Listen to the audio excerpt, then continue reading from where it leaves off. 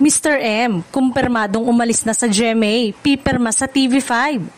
Totoo pa lang kumakalat na balitang umalis na si Johnny Manahan o Mr. M bilang consultant ng GMA Artist Center sa GMA7. Nabuo ang sparkle ng hinawakan ni Mr. M ang talent agency ng Kapuso Network. Hindi lang nagtagal, naging bulong-bulungan ng matatapos na raw ang kontrata nito at hindi na i-renew. Ngayon lang nakumpirmang wala na siya sa Kapuso Network. Ang susunod na magaganap ay ang paglipat niya sa Kapatid Network. Abangan sa Webes, November 6, 2025, ang contract signing ni Mr. M sa TV5. Hindi dinetalye ng source kung ano ang magiging trabaho ni Mr. M sa TV5.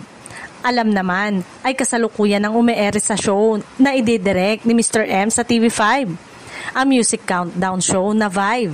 Pero baka pati ang pag-handle ng talents ng Media Quest ay hahawakan rin daw ng veteran star maker. Mukha namang at home na si Mr. M sa TV5 dahil siya ang direktor ng Vibe. At tulad ng lagi nating sinasabi, marami pang magagawang maganda at masaya si Mr. M sa ating industriya basta masusunod lang ang vision niya.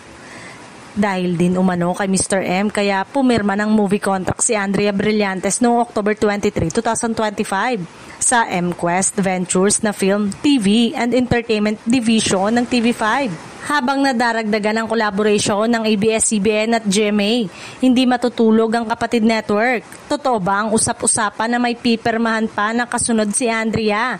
Ay ang clue ay isa sa hari ng telebisyon sa TV5.